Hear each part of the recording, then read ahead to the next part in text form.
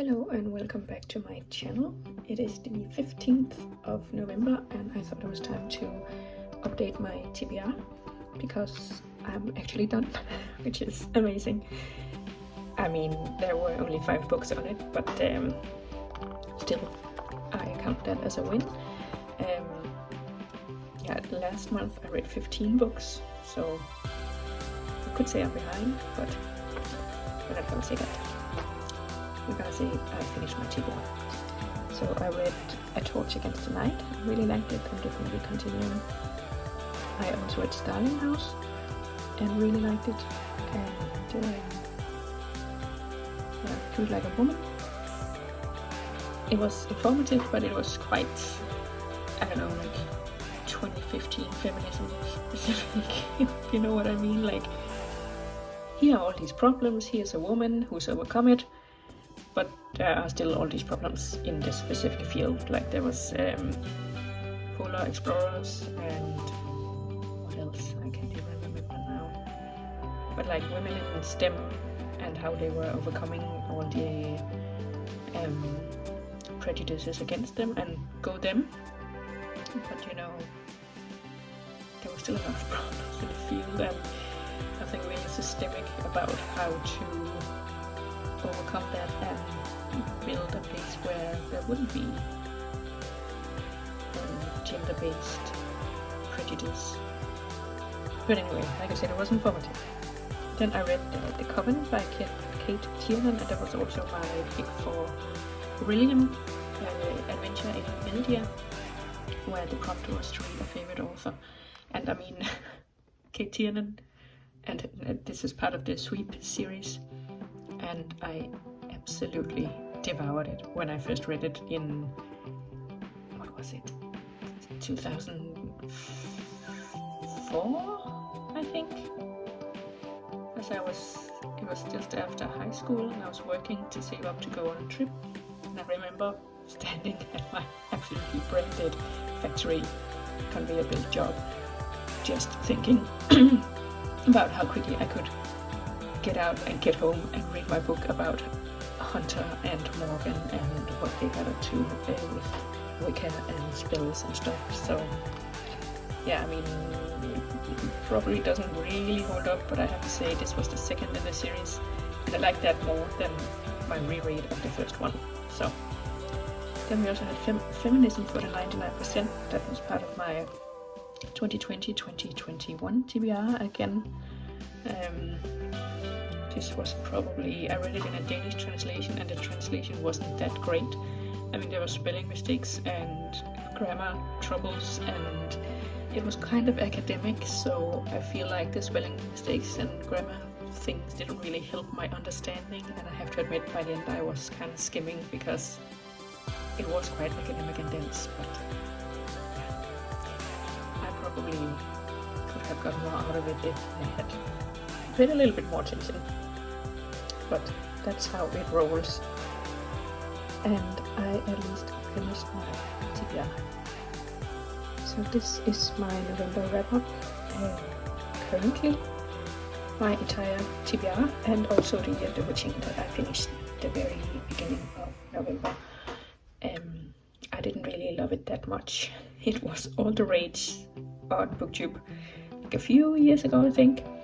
But yeah, it's horror and I don't really read horror, and I don't know, I didn't feel like it was that much of a horror anyways, and there was just like a lot of things happening, like then she had to go to this village and then the answer wasn't there, so she had to go over here, and then yeah, and then she had to come back, and yeah, I don't know, it just really wasn't for me. It just seemed like a little all over the place.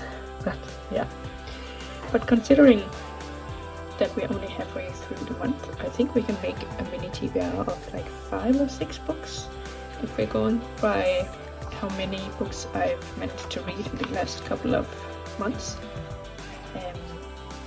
So we'll do that.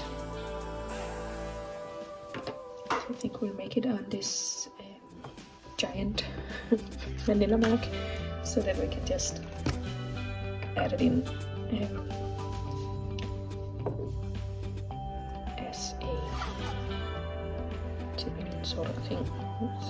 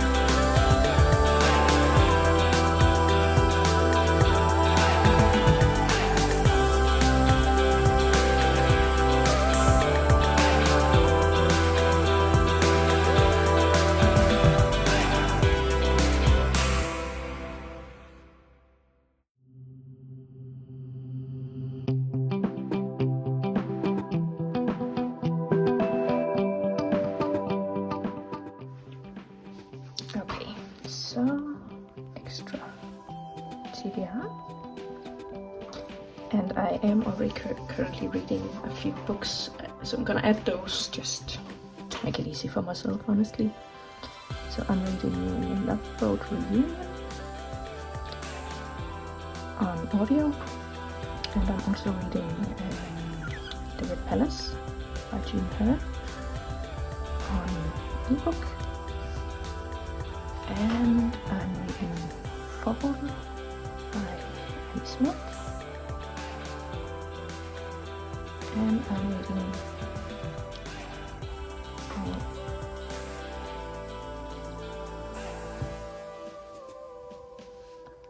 I'm just gonna have to check Abigail's last name so I get it right. The Hunt for the World's Oldest DNA.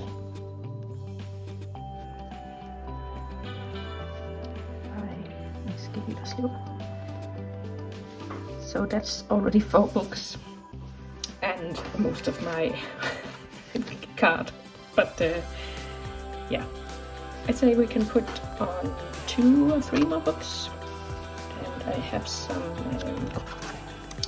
challenges that I'm doing, and I also have some library books that I've got on loan, and this one is supposed to be Reading the World, and I DNF'd the one I picked originally because it just was not for me.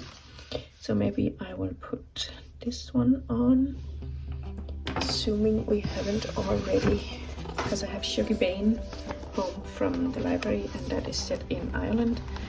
So I just checked that I haven't already read one from Ireland, because I borrowed one from Nigeria, but I had already read for Nigeria. So, but Ireland is still unchecked, so we can do Sugar Bane for that.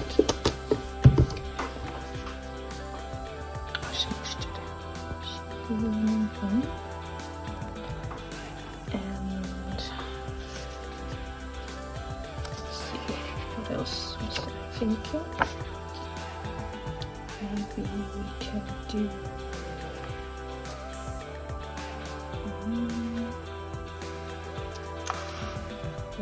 letters, but actually I am going to see what I have from the library. One moment. Okay, so I got Sugar Bane for Ireland, and then I think this was not the one I meant to grab. I meant to grab Keeper of Hidden Books, but apparently I also have the Keeper of Lost Things. One moment. Here we are, the Keeper of Hidden Books. I have them too, and